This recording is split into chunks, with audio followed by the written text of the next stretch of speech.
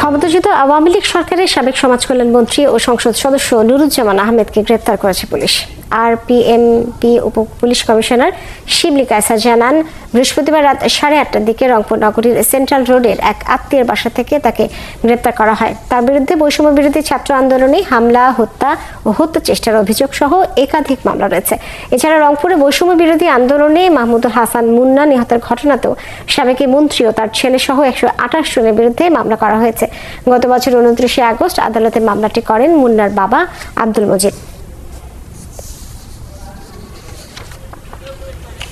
ওনার বিরুদ্ধে রংপুর মেট্রোপলিটন পুলিশের কোতোয়ালি থানাতে একটি হত্যা মামলা আছে, মাহমুদুল হাসান মুন্না হত্যা মামলা। সেই মামলার এজাহার নামে উনি আসামি, সেই মামলায় ওনাকে গ্রেপ্তার করা হয়েছে।